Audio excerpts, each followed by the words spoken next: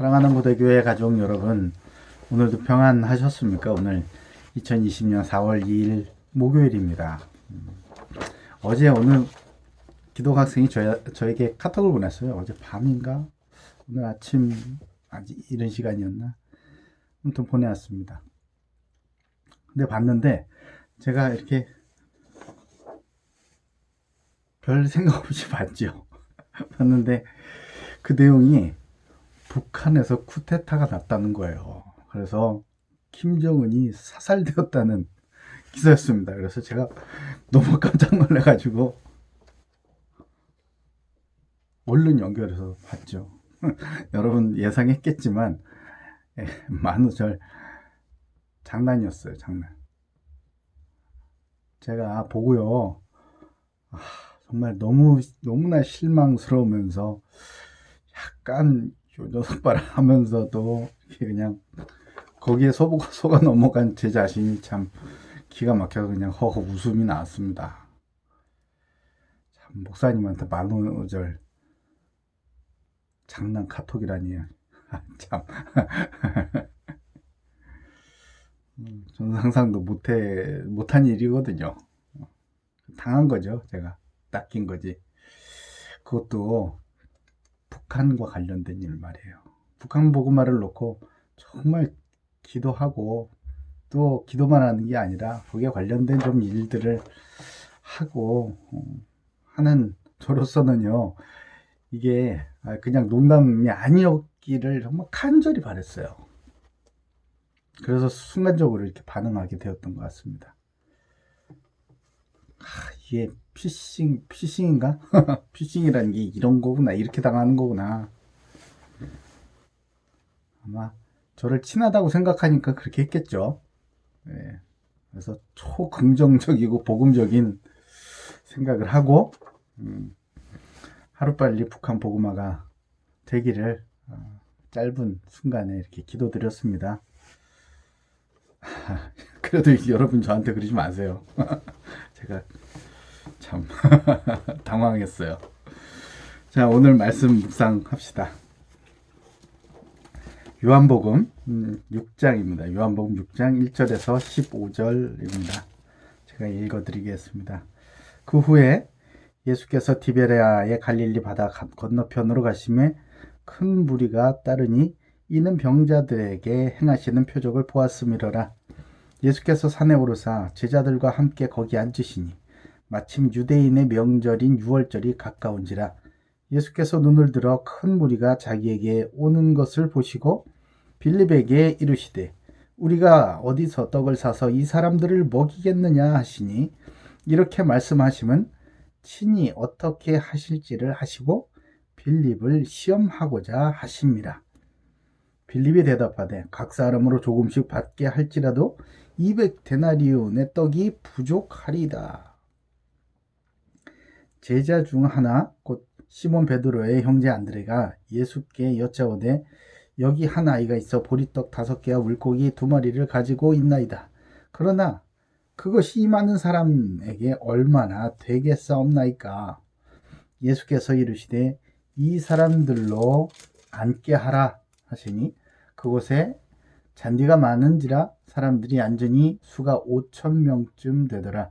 예수께서 떡을 가져 축사하신 후에 앉아있는 자들에게 나눠주시고 물고기도 그렇게 그들의 원대로 주시니라. 그들이 배부른 후에 예수께서 제자들에게 이르시되 남은 조각을 거두고 버리는 것이 없게 하라 하시므로 이에 거두니 보리떡 5개로 먹고 남은 조각이 12바구니에 찼더라. 그 사람들이 예수께서 행하신 이 표적을 보고 말하되 이는 참으로 세상에 오실 그 선지자라 하더라. 그러므로 예수께서 그들이 와서 자기를 억지로 붙들어 임금으로 삼으려는 줄 아시고 다시 혼자 산으로 떠나 가시니라. 아멘. 만약에 말이에요. 만약에 예수님께서 여러분에게 오늘 오셔가지고 막 엄청난 기적을 베푸신다면 깜짝 놀랄 만한 기적을 여러분 눈앞에 쫙 펼쳐 보이시면 여러분 반응은 어떻게 하시겠어요? 막 무릎 꿇고 눈물을 흘리며 감사 기도를 드리겠습니까? 아니면 일단 인증샷부터 이렇게 찍고 뭐 이렇게 찍고 이래가지고 단톡방에 막 얼른 올리겠습니까? 왜 그렇게 하죠? 왜죠? 이런 현장에 있었던 이런 기적의 현장에 있었던 나를 자랑하기 위함입니까? 아니면 나 같은 자에게 이런 기적을 은혜를 베풀어 주신 그리스도를 자랑하기 위함입니까? 오늘 본문에 예수님을 따라온 이 많은 사람들, 이 무리가 우리가 다 알고 있는, 누구나 다 아는 이 오병이어의 기적을 체험하게 되었습니다. 사복음서인 마태, 마가, 누가, 요한, 이 사복음서 여기에 공통적으로 기록된 예수님께서 베푸신 놀라운 표적이죠. 예수님을 따라온 이 큰 무리 사람들은요, 예수님께서 이 병자들에게 행하시는 이 표적을 봤기 때문에 따라온 사람들이었어요. 병자들을 고치신 표적 말이에요. 그렇다고 이 사람들이 뭐 다 병이 있는 병든 사람이었겠느냐? 그건 아닐 겁니다. 아마 그 병자를 세상의 방법으로 고치지 못하는 그 병자를 고치시는 그 능력이 있는 예수님을 이제 좀 따라다니다 보면 다들 이제 각자 목적한 게 있을 거 아니에요? 속에 있는 감춰둔 뭐 동기라든지 뭐가 있을 거 아닙니까? 그런 목적한 것을 얻을 수 있을 것이라는 생각으로 다 따라온 것이었습니다. 다 자기 목적이 있는 거죠. 그 뭐든 간에. 그러니까 오늘 본문의 14, 15절에 보면은 그 사람들, 이 무리들의 속마음이 그대로 드러나죠. 14, 15절이 뭐냐고요? 그냥 제가 읽어드릴까요? 그 사람들이 예수께서 행하신 이 표적을 보고 말하되, 그 오병이어의 기적 말이에요. 말하되 이는 참으로 세상에 오실 그 선지자라 하더라. 그러므로 예수께서 그들이 와서 자기를 억지로 붙들어 임금으로 삼으려는 줄 아시고 다시 혼자 산으로 떠나 가시니라 그래요. 참 여기에 대해서는 이 사람들의 이 메시아관이 어땠는지 참 보이는 것이죠. 그렇죠? 그렇지만 거기에 대해서는 오늘은 얘기 안 하도록 하고요. 시간이 없으니까. 예수님을 아예 그냥 자기들의 삶, 자기들이 사는 이 세상을 위한 세상 임금으로 삼아서 자기 곁에다가 두고 예수님의 그 엄청난 능력을 가지고 그들의 필요를 늘 채워주는 그런 분으로 삼기 위해서 이렇게 쫓아다녔었던 것 같아요. 예수님께서 그것을 아셨죠. 그럼 예수님께서 이 사람들의 속이 뻔하니까 이 괘씸하다 이러고 다 쫓아버리시지 않으시고 예수님은요 그들에게 도대체 왜 표적을 베푸셨을까? 왜 그렇게 이용당하실까? 이런 거죠. 첫 번째, 그들의 필요를 아셨기 때문에 그들을 측은하게 여기셨어요. 이때는 오늘 이 요한복음에 나타나 있지 않지만 다른 복음서에는 그때가 이제 저녁 때로 묘사가 되어 있습니다. 때가 저물어서 이제 저녁 식사 때가 되었어요. 예수님을 뭔가 얻을까 해가지고 막 예수님을 쫓아다니다 보니까 저녁 시간이 된 거죠. 들판이에요. 어디 뭐 마을도 멀어요. 사람들이 밥때가 되었으니까 배가 고프겠죠? 이 사람들에게 먹을 게 필요하다는 것을 알고 계셨습니다. 그러나 그들은요, 그 무리들은 예수님께 먹을 거 달라고 그렇게 구하지는 않았어요. 그러나 제자들이 이제 예수님께 와서 예수님, 저 사람들이 이제 식사 때가 되어서 배가 고플 겁니다. 예수님 따라다니라고 지치고 배가 고플 겁니다. 그러니까 저 사람들 가서 밥을 사 먹고 오게 하시지요. 이렇게 말씀드렸어요. 근데 예수님은요, 예수님은 예수님의 생각은 달랐습니다. 제자들의 생각과 좀 달랐어요. 예수님이 제자들의 간구, 청을 들으셨죠. 그리고 그들을 먹이셨습니다. 그들 먹이시되 한 명도 빠짐없이 그들을 아주 풍성하게 먹이셨어요. 빌립보 4장 19절에 보면요. 나의 하나님 그리스도 예수 안에서 영광 가운데 그 풍성한 대로 너희 모든 쓸 것을 채우시리라. 아멘. 우리가 믿는 그 하나님, 우리가 그 사랑하는 예수님, 우리를 구원하신 그 예수님은요. 우리의 우리의 필요를 너무나 다 잘 아시고요. 우리의 필요를 풍성하게 채워주시는 것을 기뻐하시는 분이세요. 예수님께서 저와 여러분의 기도 속에 있는 모든 분들의 필요를 풍성하게 모든 것을 채워주실 것이라고 여러분 확신하고 믿으시길 바랍니다. 그게 첫 번째 이유였어요. 그럼 두 번째 이유는 뭐냐? 아직 예수님이 하나님의 아들 그리스도로 믿어지지 않고 있는 이 제자들을 위하여서 표적을 보이시기 위하여서 그 표적을 보이셨습니다. 이 제자들을 위해 표적을 보이신 거예요. 표적을 보고라도 예수님이 하시는 일을 보고서라도 믿음을 갖게 하시려고 하신 것이죠. 예수님은 빌립을 시험하고자 하셨죠. 오늘 본문에 보니까 그래요. 시험한다 이렇게 돼 있어요. 우리가 어디서 떡을 사서 이 사람들을 먹이겠느냐 이렇게 빌립에게 물으셨어요. 근데 이 질문은요. 왜 하필이면 빌립에게 하셨을까? 빌립이 혹시 예수님한테 찍혔나? 그게 아니고요. 예수님은 빌립의 영적 성장을 위해서 빌립을 콕 집어서 질문을 하셨던 겁니다. 빌립은 아마 그 질문을 받고 괴로워했을지도 몰라요. 여기서 시험이라는 단어 말이에요. 시험. 여기서 시험은 마귀가 사람으로 하여금 실족하여서 범죄하게 하려는 유혹에 해당한 그런 템프테이션이 아니고요. 우리의 실력과 영적 성장을 위한 단련으로서 테스트의 의미를 가진 시험입니다.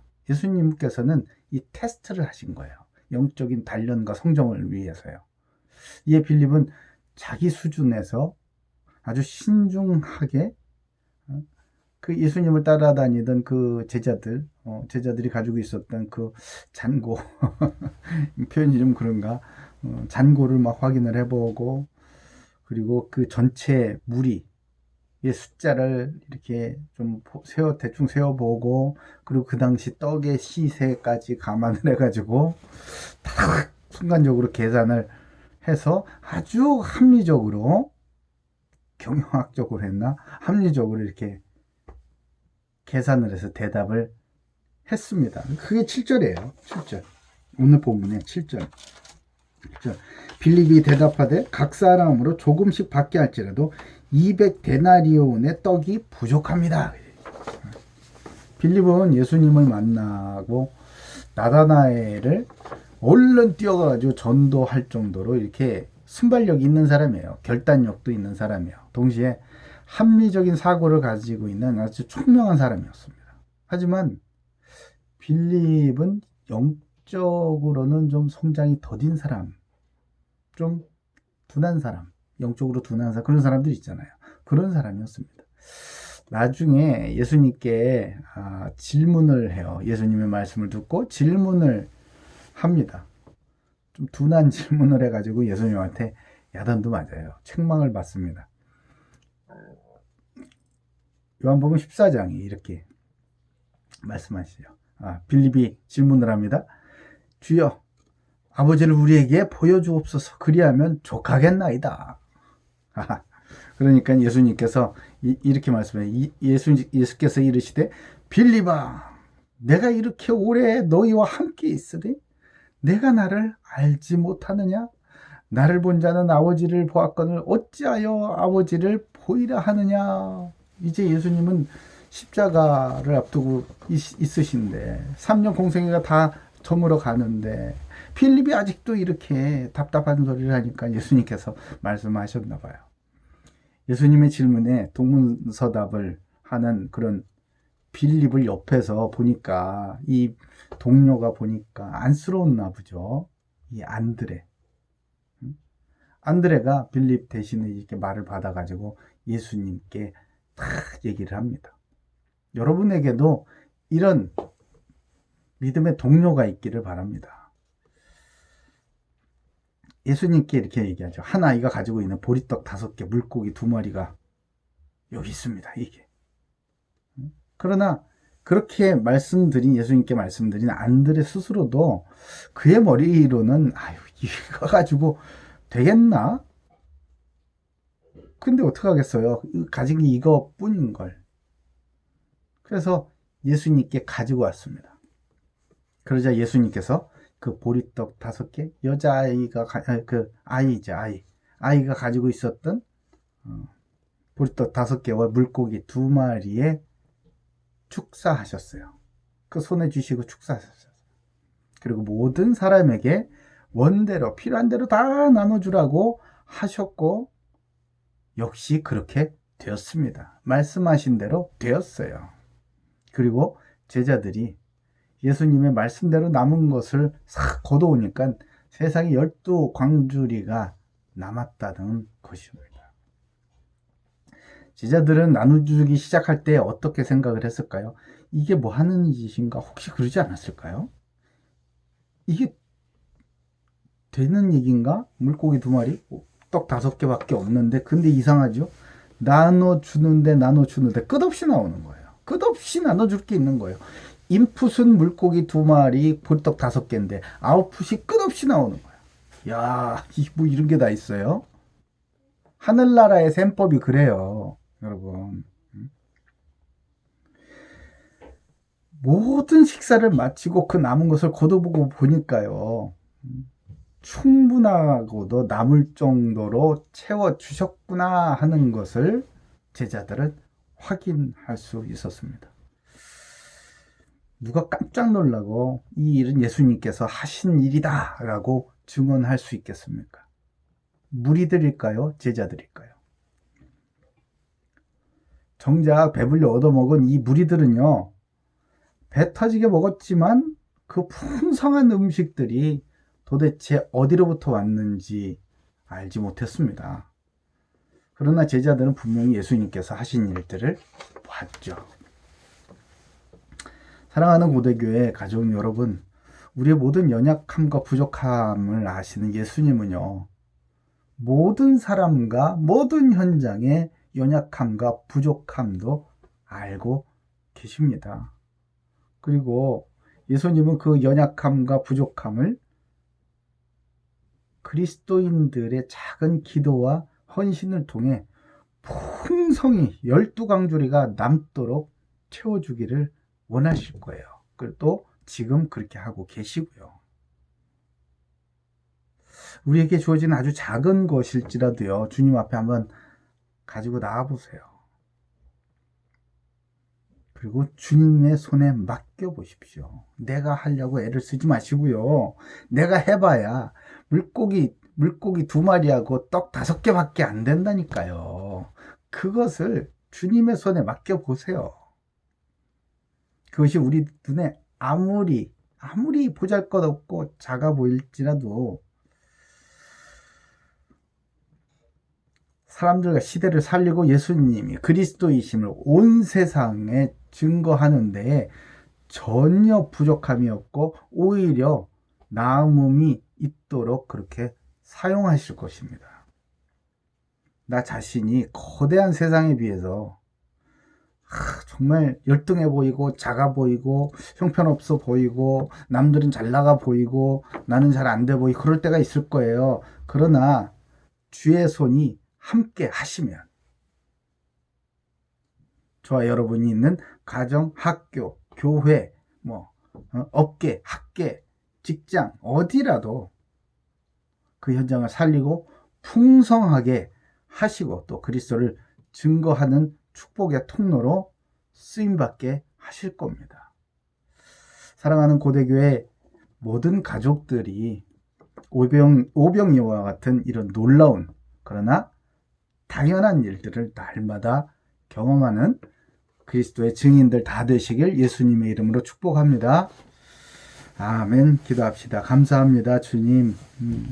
어느 때보다도 주님의 놀라운 능력과 기적이 필요한 때입니다. 세상 사람들은 악해져만 가고 있고 교회를 향하여 손가락질하고 성경은 그저 문학이라고 폄하하는 사람들도 조롱하는 사람들도 참 많아 보입니다. 그러나 주님께서 사랑하시는 하나님의 자녀들, 그리스도의 제자들, 그리스도인들을 사용하셔서 수많은 무리들에게 예수가 그리스도이심을 밝히 보이실 줄로 믿사오니 아버지 우리에게 주신 것들 주님 앞에 다시 가져올 때 주님께서 그것을 축사하셔서 놀랍게 사용하시고 이 세상에 필요한 모든 필요들과 부족한 것들과 연약하고 결핍된 것들 다 차고 넘치게 채우시고 12광주리가 나눔같이 주님께서 채워주셔서 아버지께 영광 돌리게 하실 줄로 믿사오니 사랑하는 우리 고대교회 가족들에게 용기를 주시고 주님 앞에 무엇이든 주님의 손에 맡겨드릴 수 있는 믿음의 결단할 수 있도록 주여 축복해 주시옵소서. 그리스도의 증인으로 서게 하여 주시옵소서. 저들로 하여금 모든 현장들이 살아나는 축복의 통로가 되게 하여 주시옵소서. 감사드리며 살아계신 예수 그리스도 이름으로 기도 올리옵나이다. 아멘. 아멘. 안녕. 내일 봅시다.